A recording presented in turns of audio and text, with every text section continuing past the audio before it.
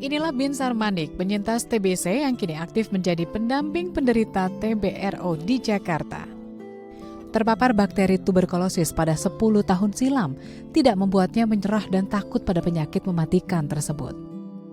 Setelah dinyatakan sembuh, ia justru mendedikasikan hidupnya untuk mencegah penyebaran TBC di Jakarta dengan turut mendirikan komunitas PETA atau Pejuang Tangguh TBRO Jakarta. Sejak 2013, Binsar aktif menjadi relawan pendamping penderita TBC yang sedang menjalani pengobatan.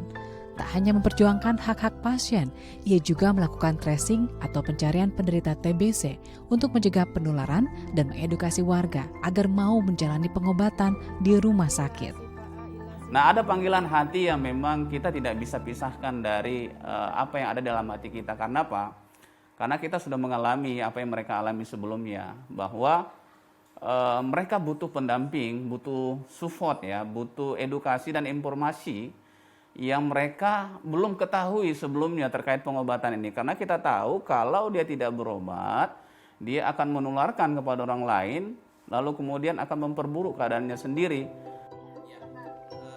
Di masa pandemi COVID-19, Binsar mengalami berbagai kendala dalam mendampingi penderita TBC, serta kesulitan mendapatkan akses pengobatan di rumah sakit. Binsar bahkan menghadapi penderita TBC yang semakin enggan pergi berobat ke rumah sakit karena khawatir terpapar virus COVID-19. Namun pandemi tidak membuatnya patah arang untuk menjadi pejuang kesehatan. Layanan jemput bola ia lakukan untuk memantau penderita TBC di rumah. Ia pun terus mengedukasi penderita TBC agar mengonsumsi obat-obatan hingga tuntas. Jadi saya bilang bukan hanya waktu COVID aja kita punya tantangan, sebelum ada COVID juga ada tantangan. Itu sebabnya tidak ada alasan sebenarnya kita untuk menunda, bagaimana kita untuk memeriksakan diri, bagaimana kita untuk kelayanan supaya kita mendapatkan pemeriksaan dan pengobatan. Terutama bagi kami sebagai pendamping, memang kita tahu bahwa ada konsekuensi, ya, ada konsekuensi. Tapi itu tidak menjadi penghalang bagi kami untuk bisa berkontribusi mendampingi pasien-pasien yang sedang menjalani pengobatan atau yang belum melakukan pengobatan tapi mereka masih positif, ya. Nah, tentu nanti kalau mereka tidak diperiksakan, kalau mereka tidak didampingi, tentu mereka tidak akan diobati lalu kemudian bisa menularkan siapa saja. Atas dedikasinya tersebut, Dai TV memberikan apresiasi kepada pria 40 tahun ini.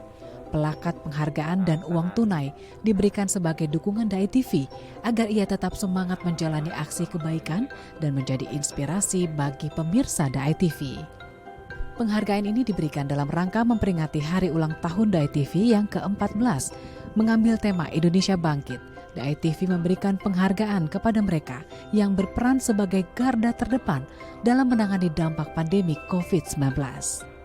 Kalau saya sendiri sampai seumur hidup saya, seumur hidup saya memberikan pelayanan yang terbaik bagi pasien TB. Ya, karena saya tahu bahwa ini tidak bisa dibiarkan ya. Artinya secara pribadi saya mau berkontribusi sampai pada akhirnya gitu. Sehingga apa? Sehingga apa yang saya sampaikan itu bermanfaat buat orang lain. Atau hidup saya bisa berguna bagi orang lain.